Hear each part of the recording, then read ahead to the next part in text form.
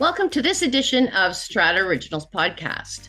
I'm excited to have our next guest today. He's a very much considered a future thinker, and you'll see why. He's an entrepreneur, an author, a speaker, he's a CEO, and he's a podcast host as well of Say Hi to the Future Ingenious Thinkers. Welcome, Ken. Thank you, Leanne. I'd just like to first talk about, tell me about your podcast. Well, the podcast for me, I've always loved meeting and talking to new and different people. And during the pandemic, I had a lot of time. And I just started to reach out to people who I thought were ingenious thinkers or clever, inventive, original thinkers. And, there are some I had met, some I just reached out to for referrals. And we're about 160 odd episodes in, and have had people from all seven continents, including Antarctica, and just some of as I like to say, I call them the future makers, not the news makers. Um, I think I was also kind of tired of, the same 10 people on all the major networks comment on everything. And I thought, how can you be an expert on everything? So let's True. find the people who are really breakthrough and brilliant, wherever they may be. That's amazing. And I assume you can get it wherever people get their podcasts. Absolutely. Apple, Spotify, YouTube's great. Perfect. So Ken, I'm let's start talking about how you got to where you are. So what was the evolution? Where am I? Well, I mean, you're a future thinker, and to get to that level, you have to really have a solid foundation. And you've written three books. Three books? I'm working on my third right now, Sure. Say Out of the Future. Well, Yeah. based on And it. so why don't we start with sort of how you started and how you made your way to your first book? Well, I've been an entrepreneur for 30 plus years. And I was fortunate to build traditional companies, like manufacturing and whatnot, consumer goods, but in sort of next gen kind of categories at the time. And after exiting one or two things at that time, I was really just looking for things to do. And some people start asking, how did you get from A to B? And can you help me with this? And can you help me with that? And that was sort of the driving force behind a consulting firm. It was founded about, 10 years or so before I joined. And we were just helping mid-market companies and entrepreneurs think about their futures and grow. And I went away to write basically a workshop manual for them to help people think of, how they got there, where they are, where they want to be, and with entrepreneurs, really try to understand their personality or character and how it enmeshed with the business. And I don't know, I was in a hotel and I just started writing, and I ended up staying for a week, and it was like around the clock. I'd sleep, I'd write, I'd sleep, I'd write. And by the time I got back, there was literally 15, 20,000 words of what became the first book. So I like to say, I'm trying to think of how old I was. It's about 17 years ago. 40 years and then 1 week to write the first book. Yeah. So, and that was the 90 rule innovation, 90% rule, yeah. 90% rule innovation for entrepreneurs. Yeah, and the 90% rule is pretty simple. I always said it's not a formula, it's a philosophy. And I basically say to people, like, figure out what you're really good or great at as an individual, a team, a company, whatever it is, and celebrate it, write it down, institutionalize it, then push it to the side. And then say to yourself, okay, great, we're good or great at that, but what what are we missing? What can the next 10% be? Um, and it's such a simple approach or such a simple question, but it makes sure that complacency doesn't creep in, and make sure that, whether it's small or large things, not everything has to be a home run. Whether it's small or large things, you're always thinking about the future. And it's what I did with my first business partner. We're always just like, okay, here's the equipment, here's our sales chain and supply chain, all that. What else can we develop? What else can we sell? Or what can we improve? And we were tiny at well, we were zero at the beginning. Um, so we weren't looking for home runs again. We were just looking for ways to do things better and differently. Yeah. Which is what you're all about, really. It So, is. It is. My late father is an amazing entrepreneur and a mentor, but there's one thing I used to say that used to drive him absolutely nuts. I mean, because he was, that real steel trap with numbers came from manufacturing. I mean, if I was pre-tech when we started, he was definitely pre-tech, and he'd say, how's business? And I always say, well, we're getting there. And this could be years into a business, and you go, can't you just tell me how it's actually doing? Like, don't you have numbers? I mean, you close your books, you have quarters, you have, and I said, but those are just snapshots of a moment in time. And they're usually they're of a time gone by. So I don't really care. I mean, sure, I care. I want it to be profitable. You can't stay in business, but my point is that those are things that, the accountants have to finish every, month or every quarter. I'm always asking, what's next? What's the next new opportunity? I'm always pushing forward, and that's what I mean by saying we're getting there. I mean, I had some very successful businesses, and they can be a good size, but if you ever think you've arrived, that's like the last day you're going to be in business, or the first step to the last day, if you will. And exactly. that's not what I'm about. Yeah. No, it's true. It's true. I mean, you always have to be trying to grow your business, right? Um, yeah. And so there's a yes and there. I mean, I always say there's three questions that I ask myself every day when I wake up. And the first one is, what am I going to sell today? Because yes, you got to sell something, you got to grow. What one thing am I going to change or continue trying to change or improve in my business? And the third one is, how do the answers to the first two questions align with my overall strategy? So, in those three really simple things, I'm thinking about growth, which is critical. I'm thinking about continuous improvement, and I'm thinking about strategic alignment. And I don't, as you heard, I don't call it all these things. It's just you can't do one or the other or the other. You've got to do all three. You've got to be growing, got to be improving, and make sure that you're on the mark of your strategy. I mean, especially as an entrepreneur, we love to chase shiny balls. We like, it's like a squirrel hunting. Uh, Exactly. nuts. Like, which way to go? And it just sort of gave me a little bit more discipline thinking that way. So, what led you to Cause a Disturbance, which was your second book? Well,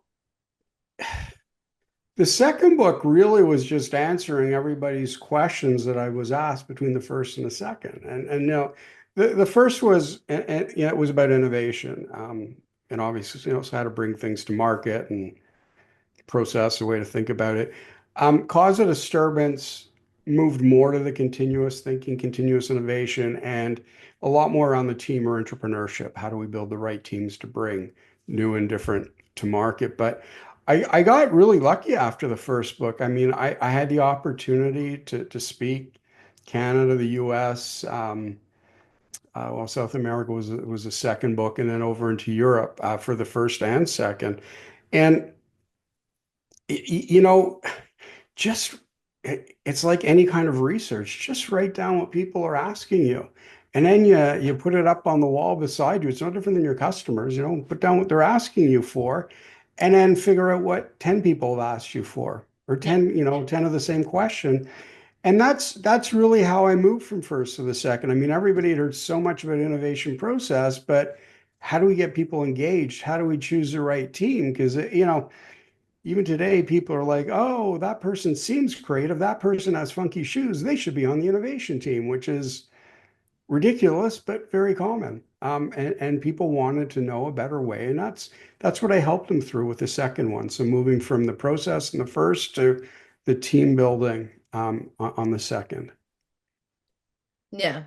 But it's such a great title because unless you're like totally like I looked at it and went, oh, I should read that book because Hmm. cause a disturbance. Like that's what always what you want to do for your clients, right? Well, when you're in the Hmm. PR social media game, it's cause a disturbance, like Yeah. get up a little bit. So it's Yeah. the different way of thinking about things, right? Like and Yeah, it is. It's a different way of thinking, and it's a push to continuously think that way. And with the title, I've got to be honest, I don't remember exactly where it came from, but when we were testing titles, and we had a bunch of them, this was the one that was the most polarizing. Like people, like entrepreneurs, or leaders within corporations, mid-market corporations or divisions of larger, they were like, yeah, I got to cause a disturbance, got to do something. And then we had that other side. And I remember one financial leader going, "Oh my God, no, no." And as soon as I heard that, no, no, I'm going, that's the title. Because the people who polarize towards us, they're our target market. They're the change makers or the future makers in the world. And that's who we want to support. And that's who we've been for a long time. yeah. I mean, your company now is better thinking, better outcomes, right? Say hi to the future, better thinking, better outcomes.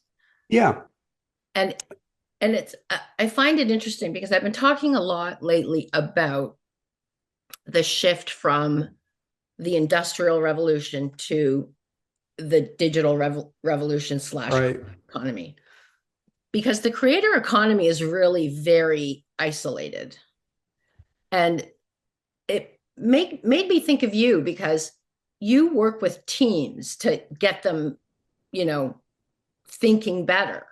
And I had the amazing opportunity to go to one of your events and sat at a table with a lot of strangers, and and they were younger, and it was amazing to me that they knew how to socially engage, but they didn't know how to engage from a business perspective, like Right. how to think about things, how to start talking about it, how to, and I'm using a bit of a wide brush. I mean, there was some very like they were all smart people, but when it came to thinking differently, they didn't have a clue. Like they were like, well, but how do we Yeah. think about this? And I think it's a little bit of you know what people are doing. Like I think if you've been sort of part of the creator economy and not really exposed to business in or rooms of people and you're not social and going to conferences, like maybe you just don't know the right questions to ask or how to think about it or you know what I mean? Like it's Yeah. Yeah, and as you say that, I mean, it picks up. I cheekily say that we don't know how to think anymore, and that's not a slight against anybody, and it's definitely not a slight against the education system. And I say that because a lot of people go, "Oh, we're not prepared. The education system's it's not well conceived. It's not well whatever." And I say, well, let's take it a step back, because whoever conceived of the current education system, I think they were ingenious because it was conceived of, as you said, for the Industrial Revolution. And exactly. the key was let's go faster, let's be operationally more efficient and get the same, just boom, cookie cutter as fast as we can. And very linear, but in the industrial age, super successful. If you look at, in business, the wealth creation globally. The issue is that today, um, the capacity we need to develop and we need to learn how to develop, it goes to creativity and imagination. And when I say the ingenious, it's clever, inventive, and original thinking. And the good news is we all have that capacity. The challenge is we haven't turned that capacity into a skill. And that's what we need to do today. And frankly, that is at the core of better thinking, better outcomes. That is at the core of Say Hi to the Future. It is helping people understand and learn the skill sets to deal with uncertainty or ambiguity. And ultimately, hopefully, this will become something that, our education system embraces in its next generation or iteration. Yeah. And as someone who never fit into a mold, I completely understand what some people say now that, it didn't prepare me for the types of jobs that are available now. It didn't prepare me. It didn't set the table for how to solve problems creatively, or how to look at things from a different perspective, how to maybe be on a team of creative thinkers and problem solvers, and how to contribute. And because it's all very solitary work that you do, and which is the whole reason I went to Sheridan College, because Sheridan is like, for me, was it. I mean, I went to York, but I very quickly went to Sheridan right after, because it was like kind of like being in high school some more. And nothing against it. It's a great school, but it just, the courses I took, and I didn't really feel like it was preparing me for anything. So I think that if schools were to incorporate this kind of thing in their curriculum, it would help help them be more prepared, even if it's a, post-secondary. Yeah, and I think I don't know that you take a course in it so much as incorporate, like, as I teach at Sheridan. I've taught creativity and business innovation there, entrepreneurship, leadership, all these things. And what I do is the same thing I do with teams and CEOs is, one, we work on resolving live challenges, do a lot of work with student and industry collaborations, on a real problem that industry is having. I do a lot, bring a lot of students together, senior students, with companies to help solve it, etc. And so, one, I think you got to work on live ideas, as much as possible. And anytime I engage with a company, we're always working on a live idea. So it's more meaningful.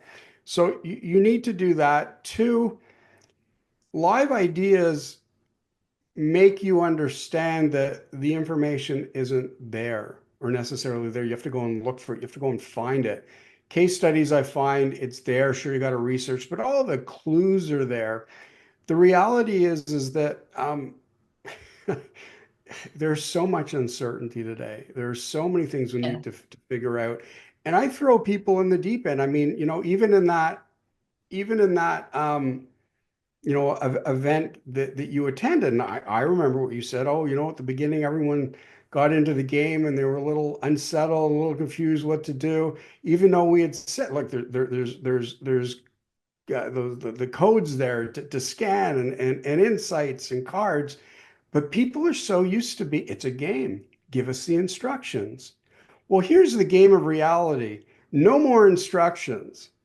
Go figure it out. It's there. And I think that is what I try to convey or teach, but not by telling, by just providing the opportunity, to learn by doing and learn by resolving real things without somebody spoon feeding you. And yes, there's a process, there's an architecture behind it, got it. But past that, yeah, just let people do what you did. Look around, go, where's the instruction book? It ain't here. It ain't here. But as Exactly. you And, know, your team figured it out quickly. oh, As soon yeah, as you because I realize, was just like, I mean, so here's the thing though. They also had me at the table. I don't have the patience to waste time.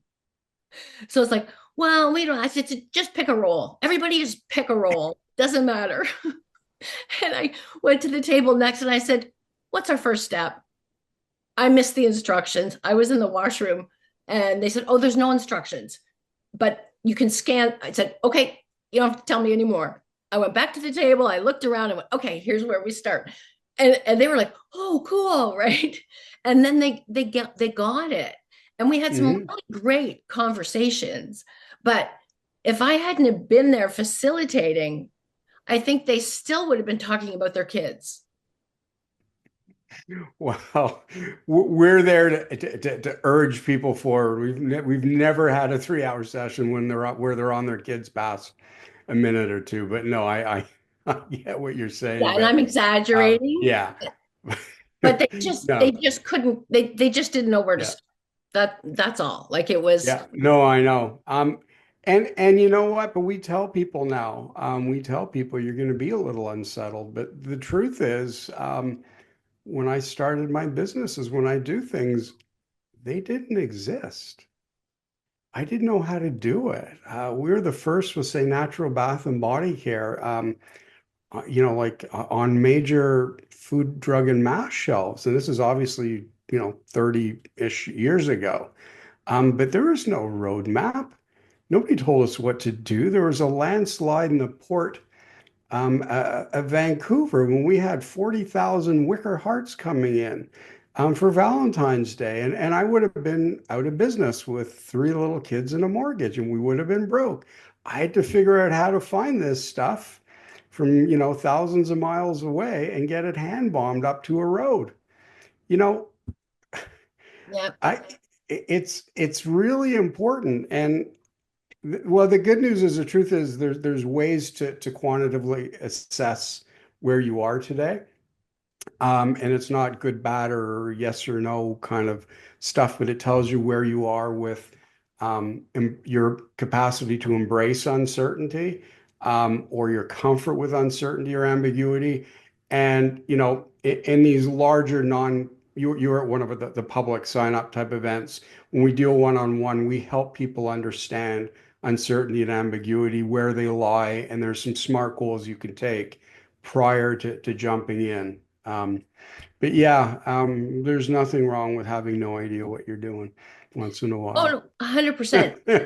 No, but you nailed it when you said about the uncertainty, because once they got over the uncertainty, we had amazing conversations about Mhm. innovation and problem solving. And I was pumped.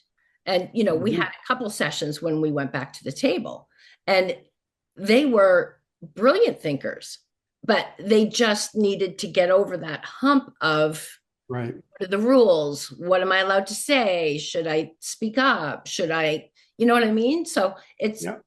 and if they've never been taught to do that, they don't know. But the best way to be taught, it's, just throw people in, and no one's going to get hurt by asking an extra question or looking around confused. We've never lost a Never lost participant. anyone yet. And you know what? But I mean, think about it. When you think about it that way, and what I say to people a lot is paramedic. Let's say they're alone. They come upon a person. That person is alone. They are lying on the sidewalk. They are unconscious. They're bleeding. What happened? Did something happen to them and then they fell down and hit their head and started bleeding? Um, did they fall down and, trip, fall down, hit their head and start bleeding? I mean, what are you going to do as a paramedic? You have to learn to make, your best case judgment based on your training, Yep. on how to deal with that. I mean, you're not going to just stand there and go, well, they can't talk to me, so we'll let them pass. I mean, that doesn't work, does it? So it's just, I don't know. Those skills, we can all access them. It's just comfort and practice. Come on, Ken. Even I know what to do if someone's Yeah. alone and bleeding on the side of the road. So so your third book is actually called Say Hi to the Future. And is that Well, working title. I mean, a I'll be title? honest, and I'm going to come to you first. No, but I am going to come to a number of people once I'm there. So I've actually been doing what every entrepreneur usually does in their 50s, and that's go back and get their doctorate. It's just a traditional educational path for 30-year entrepreneurs. But Yeah, I always wanted to do it. And, after writing the books on innovation, which is a process, and entrepreneurship, which is, again, team building, I wanted to research human ingenuity or the thinking. Because, as we said, we aren't taught to think in a manner that we need to today. So, instead of just running around and going VUCA, VUCA, VUCA and providing those solutions, I said, you know what? That's not who I am. Let's figure out how to solution this, how to help educate people, whether they're CEOs, mid-level managers, or as I said, I'm working with college students, and I've actually had some really bright high school students thrown into the mix in different ones. So yeah, the third book is, again, it's listening to the market, but because it is going to be so new and such an unknown, and what we're doing really is, um, it's right at the tip of the curb in terms of ingenuity and ambiguity and uncertainty and resolving challenges. Let's go back and research it properly, Yeah. because there weren't as many people to speak to. There were plenty of people to tell me, "Oh my God, I was thrown into this unfamiliar situation." But there weren't a lot of people who had thought through, okay, but what do we do? How do we change the whole paradigm of learning and development within organizations? How do we help rethink how people, thousands, millions of people, should be or could be thinking about situations and on a daily basis? So that's where I am. And so, Say Hi to the Future is a platform. There's a lot of things we've been thinking around the future makers and things like that. But we'll get there. It'll take me another, well, 2026 to release it. Because you're getting your doctorate. Yeah, so the dissertation's come along really well. I'm hopefully cleaning it up in the next month or so. Get that challenged and passed, and then I can take that. I mean, our podcast that you talked about, there's about 160 plus odd episodes now, hundreds of people from around the world. So they're beautiful case studies and knowledge that I regularly draw on. It's not just for the book, it's for our customers, for the organizations. I mean, there's just about every topic and every across every continent, and we draw on our community of thinkers and contributors. So of course we're going to draw on that to input into the book. Yeah, It's very valid in real life, doing things better. well, for sure. And it's really, you talked about getting rid of opinion. You talk a lot about getting rid of opinion and bias, which is such an important part of the whole better thinking, better outcome process, right? Mhm. So just why don't you talk a little bit about that? How So, is that even possible? there are three things that we incorporate that when people work through our program, they go, oh, I'd never really incorporated that before, and holy cow, it changed the dynamic. And the first one is empathy, and everyone goes, oh, I know what empathy is, and sure, tell people, yeah, no question's a bad question, throw in your insights, that's empathy. And I go, no, I don't know what it is, but it's not empathy. Empathy is understanding, when you make a decision, how it impacts your customers, your supply chain, your people above you, people below you, people laterally. So, one, we make people think about and play the roles of each and every one of those in the world between who we are and who's going to buy it. And we throw questions at them, and all of a sudden you can understand, you can see elasticity going on. Oh, but that person needs and that person needs. So that's a critical part of what we do. Then from there, we go to something called macro trends, which are I shouldn't say the long, they're the widespread evolving changes like aging population or hybrid work or whatnot that are impacting everyone. So we build empathy for our business and our ecosystem, and then we start saying, okay, but is that relevant to the rest of the world and what's evolving, to make sure that what we're building actually has this fit? And then, of course, we get to barriers, and everyone goes, "Oh, we don't need to do the barrier thing. We do it all the time." And it's money, it's people, it's this, it's that. And I go, "That's not your biggest barrier. Your biggest barrier or barriers are biases, and there's so many of them.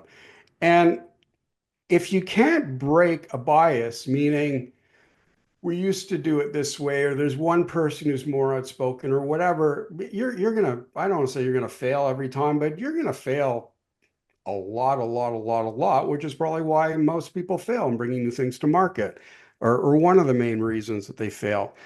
And those three things, so again, empathy maps, macro trend analysis, and understanding barriers through the lens of bias are the three areas that are critical for us. And we've created, in one case, we can do it in many ways, but student industry collaborations where you throw out the idea, you build your own case study, and then we have teams of 20, 30, one time 70 um, teams from a university, and some were current students, alumni, profs, and they come back with answers or potential answers. And we have prizes, and it gets to the top 10, then three, then one.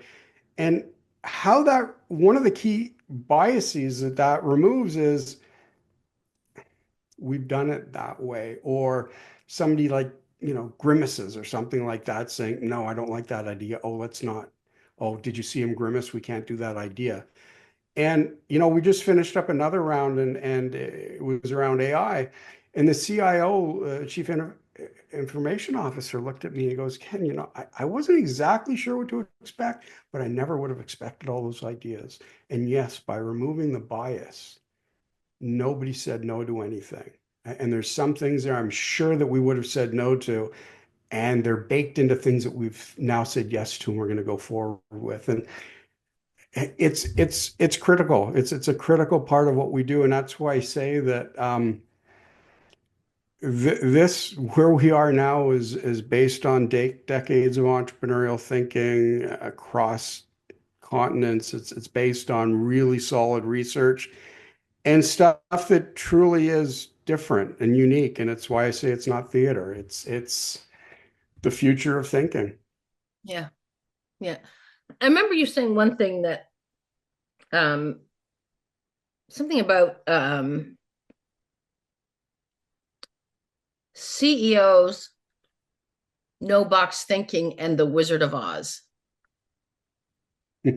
Except I just forget Oh, okay. what it meant. Um, so there's a few things there. Um, the first thing is not just with CEOs, but everyone. It's letting them understand that there never has been a box. The only boxers are those we create because we believe that we're comfortable. They make us comfortable. Like we can't go outside the lines. We'll stay in here. Yeah. It'll be better. Still 90% plus if everything fails. Oops. Um, what I'm really big on is scatter diagrams. So you take all the different ideas that you've got, and then you look at your line of best fit. So you're not, there's no box. There's just a whole bunch of points, and you just start seeing where they start bunching up, and you start looking for commonalities there. So yeah, I'm not in any way putting the brakes on it. So I guess removing another bias of we got to think within, a square or a rectangle or whatever it is. Yeah. And it's funny because somebody I did research with the student teams to ask them about what they felt like, using human ingenuity and resolving these complex or disruptive challenges. And I said, it's so different because in a company, you start at the bottom, so you're in a little box, and then you break through the top of the box, but then there's a bigger box, and you keep going up. And then when you're the CEO, you break through the top of the box, and you're on the roof, and and then you take a helicopter to the corporate jet and fly over everything relevant. And I'm I like, this is guess. a student. This isn't me. I'm going, oh my God, that's pretty cool thinking. So that was sort of one thing you referred to. Um, and the other one is So The Wizard of so what, Oz. sorry, Yeah. just to back up. Yeah. So what he meant by that was level bias. So you start as a worker bee and then maybe you get to management and then executive Yeah. management and But you're only allowed to think a little more, a little within wider your each level. time. Yeah. Yeah. So you're still within a box, even if that box has a little more volume as you go up the scale, and then you get so high up the ladder that you're so far removed from the street level that you're not truly seeing the world as you should. It's just one big forest. Yeah. Um, so the other thing, yeah, the Wizard of Oz is just something different. I mean, I love using really simple stories, whether it's innovation, business strategy, whatever. And so with business strategy, I always say that the if you understand the Wizard of Oz, you understand the best story ever written about corporate strategy. And it's simple. And I have the picture of, with Oz in the background, the yellow brick road and all this stuff. But where you want to go is Oz. Like they had a very real purpose, and that was to get home, to get back to Kansas. And the image of it was Oz. That's what they had to do. Your strategy was to follow the yellow brick road. Your tactics were the steps you took along the bricks.